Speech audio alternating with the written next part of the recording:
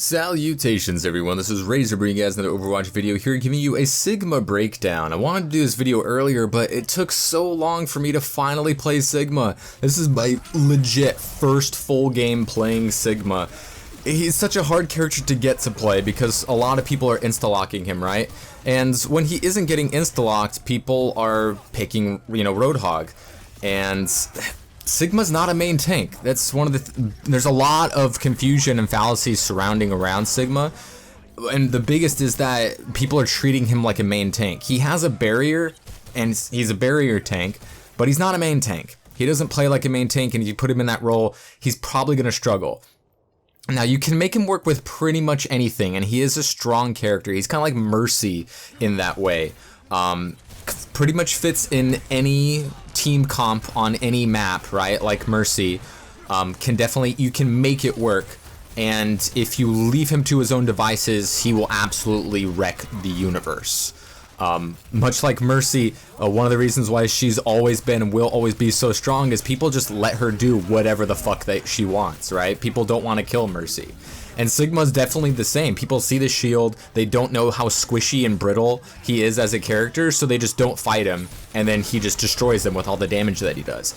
He's definitely a unique character, plays a certain role very well, and has synergy with pretty much any kind of playstyle you want. He's not the greatest passive tank in the world, but kind of like with any character, aggression is going to be your best friend, and aggressive Sigma is going to be the best Sigma. And there, my first chance at using his ult, kind of, don't get any value out of it. Probably the wrong time to pop that thing. But there's definitely a lot of confusion going on with this character. Number one, that he is a main tank, so he doesn't work in that role because his barrier just doesn't last, right? I've had games where I'm Orisa and we have, say, like a Zarya as our, other tank, and the enemy team is running Sigma Roadhog, and we lose the shield break war. People see that he has a shield and they just assume it's just as strong as Reinhardt's or Orisa's, right? And if that were the case, then yeah, he would be a main tank and he would be insane, and there's no reason not to play him, because that'd be kind of OP, right? But he's not. He's got a very brittle shield with only 1500 barrier health, and he has no armor. He's only got 300 health and 100 shields. He's a squishy. He's squishier than Mei or Reaper, who only have 250 in their health pool. He does have the kinetic grasp, which is going to absorb a lot of incoming energy and turn it into shields. It's not that great of a move. I mean, it'll stop hook, unlike, Defense Matrix. But it won't stop beams, much like Defense Matrix. So Symmetra, which is destroying the universe right now, I feel like she is the strongest any DPS has been since the Bastion meta, when Bastion got uber buffed and took the game makers like 2 months to nerf. I don't feel like any DPS has dominated in that fashion since then. And with Zarya beam also being quite strong in the way that it has been tuned recently, he can absorb that. Same with Mei. Mei's always been good, but only people are starting to use her now because her pick rate is the highest in Overwatch League out of any of the DPSs. So he's not the great against any kind of damage, and his shields that he gets out of Grasp aren't going to be as good as, say, the Hammond shields that he gets.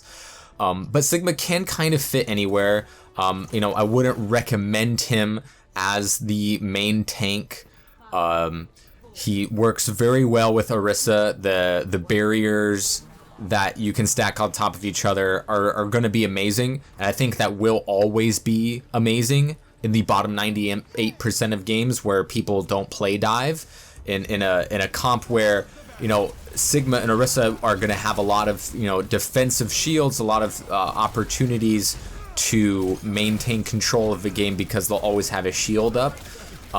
They don't have the opportunities to peel very well, so dive will beat that, right? But people do not dive in the bottom 98% of games, so that's going to be kind of a moot point. Sigma isn't going to have a lot of very good answers in matchmaking for most of us. because because there's a lot of misconceptions out of it. People think that you can stop the accretion rock. The only thing that stops that is barriers, or barriers, Zarya bubble included. His grasp does not stop it. Defense matrix does not stop it,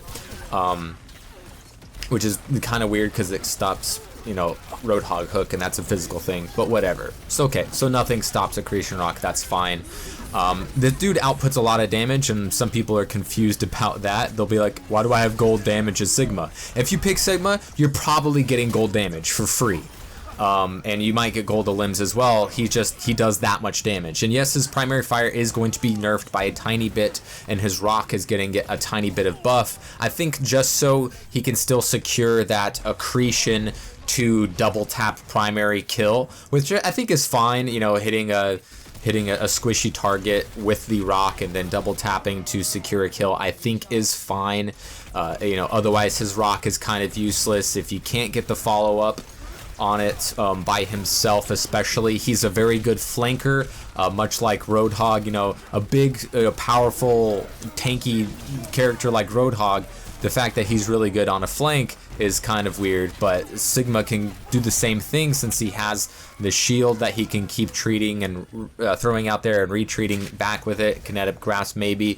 He's going to be vulnerable to Doomfist because he cannot stop melee. He's going to be vulnerable to any kind of dive because people are treating his shield like they are Orisa or Reinhardt's. It's a very brittle shield and will lose to any sort of focus fire, but focus fire doesn't really exist in most matchmaking games. So yeah, I've had plenty of games where I'm Orisa and they have a Sigma, and we're losing the shield break war because they have a Roadhog and we don't, and they're shooting at my shield while no one's shooting at the Sigma shield. So left to his own devices, Sigma totally carries. So people might have an overinflated idea of how good Sigma is or what kind of comps he works in, just because people haven't found out how to fight him yet, or the fact that his shield isn't so good, especially since the role queue has been instituted.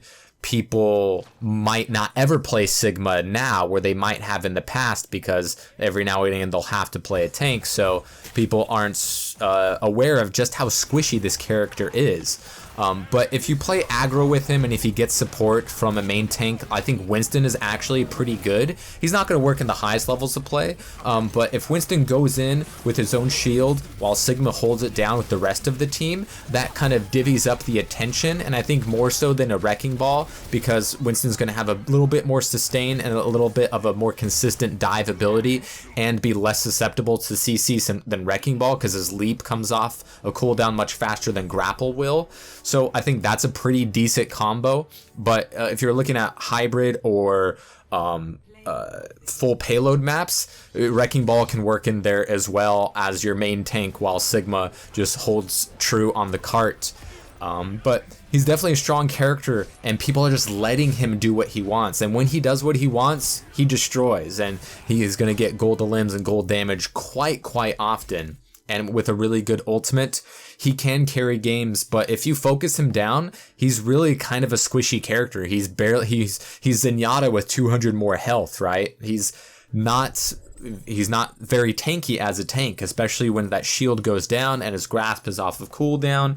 With or without a beam character on your team, he's gonna die very easily. Very susceptible to dive, not great at peeling, so pairing him with Orisa might have some weaknesses if you're going up against a good Winston or a good Wrecking Ball or a Genji that just keeps diving after your backline. So not gonna have perfect synergies with everything. He just kind of fits with everything decently, as long as the team is willing to be aggressive and take advantage of the kit that Sigma brings to the game, because he's a good tank and will fit very well in that off role.